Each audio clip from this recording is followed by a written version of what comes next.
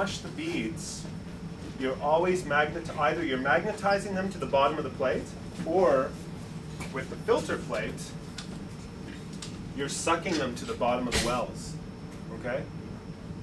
They will do you no good stuck to the bottom of the wells, all right? So you have to vigorously shake.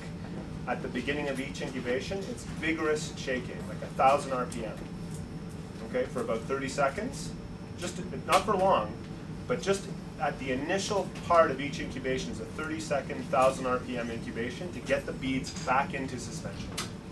Okay, so don't forget that, because I saw one customer waste $6,000 worth of kits because they didn't incubate.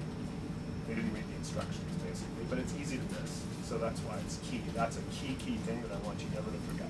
Okay, so the incubation part is important because it's a bead-based assay. Just always remember it's beads that you need to get into suspension. You need to be mixing with your sample. All right. Okay. So for the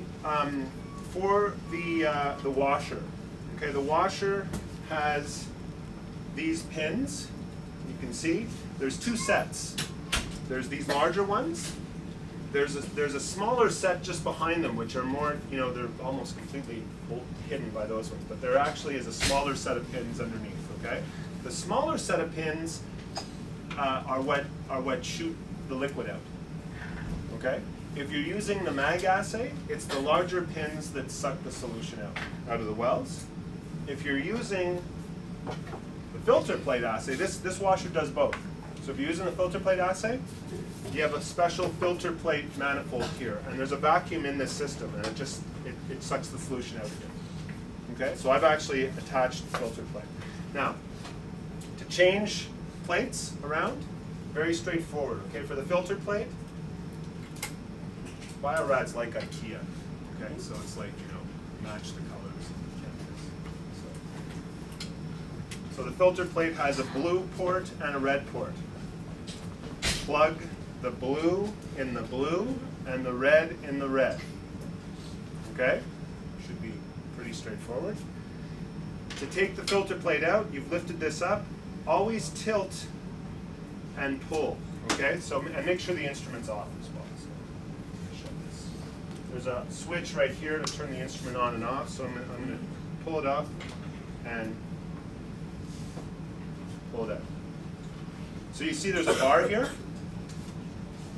It's in that. Okay. So you just put it in. Okay. Very straightforward.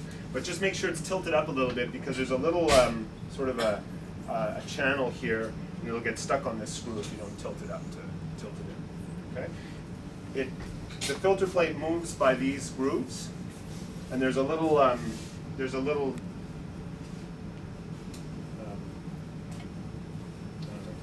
sprocket thing that turns into those grooves. Okay, so when you put the plate in, you'll feel it sort of pushing into the grooves, and then you'll know that's good enough. Okay, and then you can just start the instrument. Okay, so if I wanted to change plates, I would just change the plates. That's all I have to do. Okay. How often do you have to do that? As often as you use polystyrene beads versus magnetic beads. So it's not an opposite process. Typically, it's not too often, but it depends. I mean, I suspect that after today, you'll probably only be using the mag beads. So then you'll probably always use this. Okay? It means that I'm not going to have good results when I change to. No. It's just that all our mouse acids have gone to mag beads, right? So you're using an old kit. So after today, that kit is no longer available. So, all right. So you would just slide this on, and off you go. Okay. To run the washer, there is a nice, handy quick guide. 2-pager, very straightforward to use. Okay. And we're going to use it anyway, and I'll get all of you to. Okay. So I'll put this back on.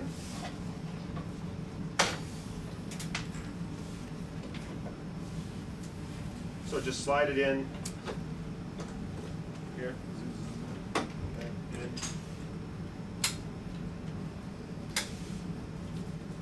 Close that down, turn it on. It'll reposition itself once it's on.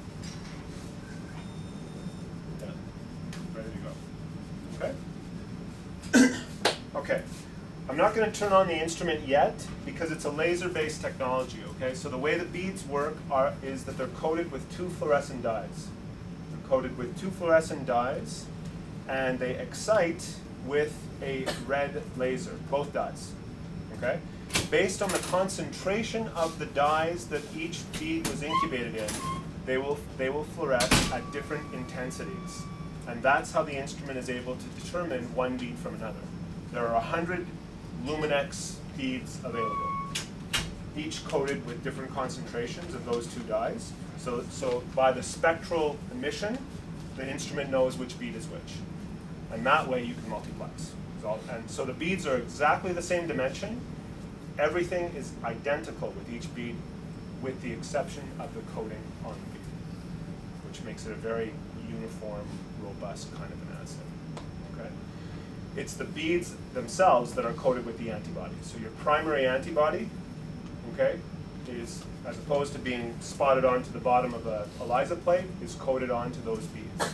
So you can plex now up to 100 samples, 100 analytes. Okay, typically for antibody assays, cytokine-based assays, okay, sandwich immunoassays, you can't plex more than about 30 to 40, just because of crosstalk between antibodies. It's hard to get antibodies that are that specific and, you know, to avoid crosstalk.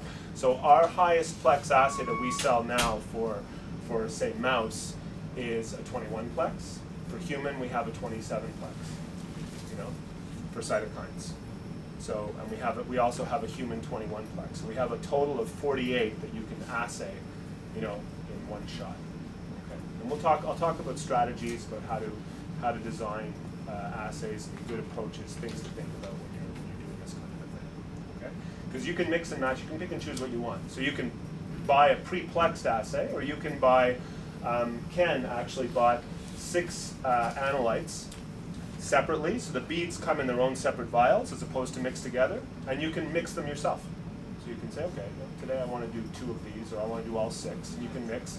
And the great thing about it is because they come in vials, everything comes in vials. Your beads, your coated beads, and your detection antibodies. They also come in vials, right? Because you need the detection antibody too to make the sandwich, right? So you can make an assay for exactly the number of samples you need. It's not like an ELISA plate, which comes all pre-coated 96 wells. You typically want to use up the whole plate because you're afraid you've got drops going in here and there. Here, you take the vials out, you mix only what you need, you pipette only into the wells that you need them, and you can reuse the kit for up to about a year at 4 degrees. So very handy, you know, for doing small tests and then larger, you know, campaigns. Actually, this is what we've done with Jesse's assay. So we did a preliminary assay about, I don't know, 8 months, a year ago even? Almost a year Yeah, ago. a while, and she kept the kit, and we're reusing that kit today. We'll see how it goes. I hope the beads are still okay. And it was expired. Yeah, that kit was expired as well, so. So, any questions so far? This is a silly question. So what's the, so your analyte is going to bind to the antibody and then to the beads. Yes.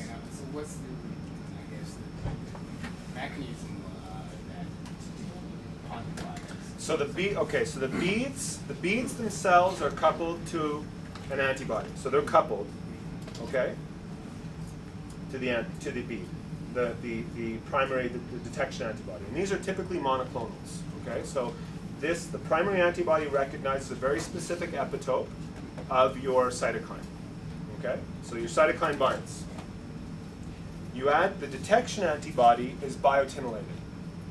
So once you've incubated the beads with your sample, you wash the residual sample off, so what you're left with is beads coupled to your analyte.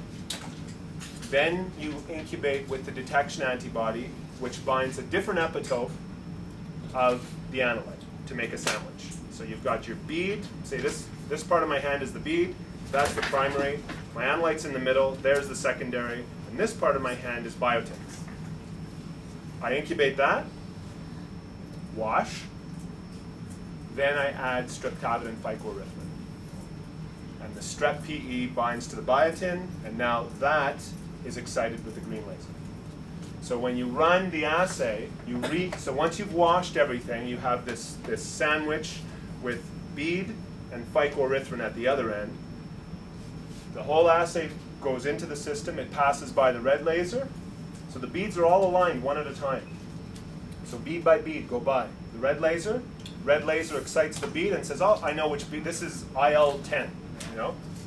And then it goes by the green laser, excites the phycoerythrin and says, oh, this is how much IL-10 is bound to me. That's it. Okay? Very, very elegant assay, actually. Yes? How efficient is the washing? I work with complex plant mixtures, which often have autofluorescent compounds. Have Yes. you ever encountered any issues where you don't remove some of your analyte? We actually have a spec in the instrument for crosstalk control, and for controlling crosstalk between. So we have a very rigorous spec for that, and we have a validation kit actually to validate the instrument to assure there's no carryover, or well, within specs. So it's pretty good. It depends though. If in your case you're working with plant tissue, you said? Yeah, plant extracts. Okay, so plant extracts are always tough. They're tough no matter what assay you do with them. qPCR, anything is hard with plant extracts. But with plant extracts, you're probably going to want to use a more rigorous wash step. So you might want to use something that might have a little bit more detergent, or maybe a different combination of detergents. Yeah, I've done that for my lasers. Yeah, so I've done that before as well. Okay. Same type of thing. Yeah, it's fine. These are antibodies. Antibodies are very robust, as long as you don't jack up the salt too high. Okay. You know, once you get into 0.5 molar salt, then you're going to start removing the analytes from the antibodies. Okay. All right. Yeah. So how efficient if you look at something other than cytokines? So like look at signal transduction pathways. Yep. Is that specific? Works beautifully.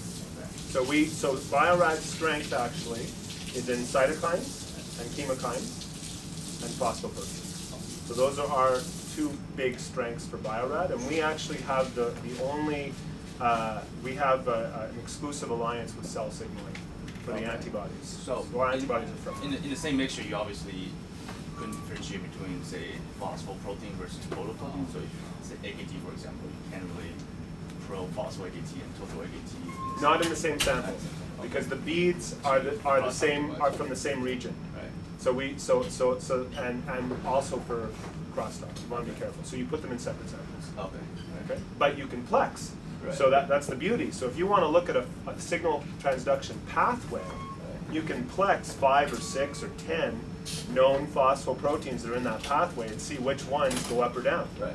You know, in one experiment. Yeah. So you know, saves you a hell of a lot of Western blots, my friend. Okay. So that's that, and there are other assays out there. So Bio-Rad strength, as I said, is in those ones. Millipore might have metalloproteins, and Life Science Company might have cancer-specific proteins. So you're going to want to go and look and see what's available out there. Like I say, it's an open platform. There are many, many manufacturers of all kinds of different kits and assays that are out there. Okay? All right. Now.